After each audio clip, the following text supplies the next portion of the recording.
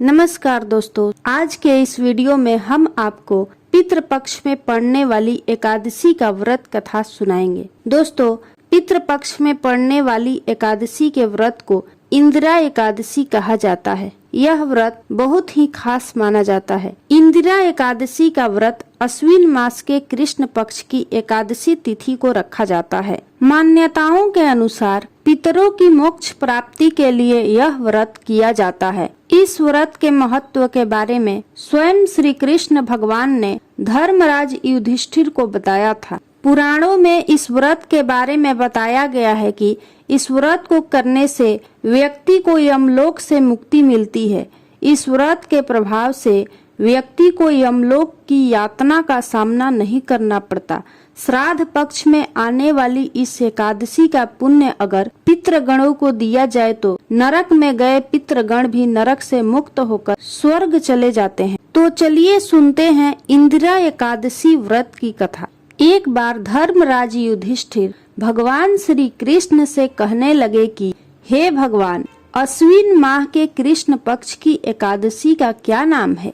इस व्रत को करने की विधि तथा महत्व क्या है, सो कृपा करके कहिए। भगवान श्री कृष्ण कहने लगे कि इस एकादशी का नाम इंदिरा एकादशी है। यह एकादशी समस्त पापों को नष्ट करने वाली तथा पितरों को अधोगति से मुक्ति देने वाली होती है। हे राजन, तुम इसकी कथा ध्यान पूर्वक सुनो। इसके सुनने मात्र से ही वाजपेय यज्ञ का फल मिलता है। प्राचीन काल में सतयुग के समय में महिष्मती नाम की एक नगरी में इंद्रसेन नाम का एक प्रतापी राजा धर्म पूर्वक अपनी प्रजा का पालन करते हुए शासन करता था। वह राजा पुत्र, पौत्र और धन आदि से संपन्न और विष्णु का परम भक्त था। एक दिन जब राजा सुख पूर्वक अपनी सभा में बैठा था तो आकाश मार्ग से महर्षि नारद उतरकर उसकी सभा में आए। राजा उन्हें देखते ही हाथ जोड़कर खड़ा हो गया और आदर पूर्वक उन्हें आसन पर बिठाया। राजा ने महर्षि नारद जी का बहुत सत्कार किया। सुख से बैठकर मुनि ने राजा से पूछा कि हे राजन, आपके राज्य के सातों अंग कुशल पूर्वक तो हैं। आपकी बुद्धि धर्म में और आपका मन विष्णु भक्ति में तो रहता है। देवर्षि नारद की ऐसी बातें सुनकर राजा ने कहा, हे महर्षि, आपकी कृपा से मेरे राज्य में सब कुशल है तथा मेरे यहाँ यज्ञ कर्मादि सुकृत हो रहे हैं। आप कृपा करके अपने आगमन का कारण कहिए। तब ऋषि कहने लगे कि हे राजन, मैं एक समय ब्रह्मलोक से यमलोक को गया।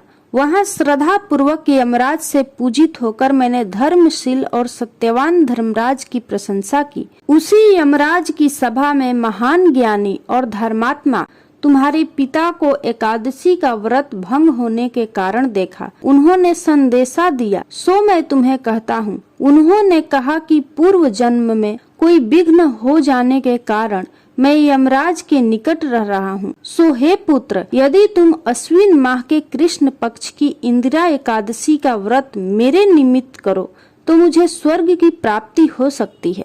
इतना सुनकर राजा कहने लगा कि हे महर्षि, आप इस व्रत की विधि मुझसे कहिए। नारद जी कहने लगे, अश्विन माह की कृष्ण पक्ष की दशमी के दिन किसी पवित्र नदी में जाकर स्नान करें, फिर श्रद्धा पूर्वक पितरों का श्राद्ध करें और एक बार भोजन करें। प्रातः काल होने पर एकादशी के दिन स्नान आदि से निवृत्त होकर व्रत के नियमों को भक्ति पूर्वक ग्रहण करते हुए प्रतिज्ञा करे कि मैं आज संपूर्ण भोगों को त्याग कर निराहार रहकर एकादशी का व्रत करूंगा। फिर व्रत के नियमों को भक्ति पूर्वक ग्रहण करते हुए व्रत का संकल्प लें। हे पुंडरीकाक्ष, मैं आपकी शरण में हूँ, आप मेरी रक्षा कीजिए।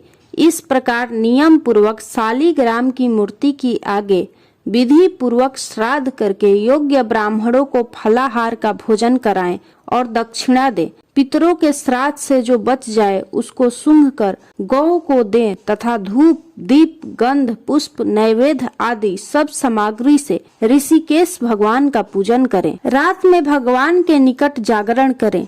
इसके पश्चात द्वादशी के दिन प्रातः काल होने पर भगवान का पूजन करके ब्राह्मणों को भोजन कराएं। भाई, बंधुओं, स्त्री और पुत्र सहित आप भी मौन होकर भोजन करें।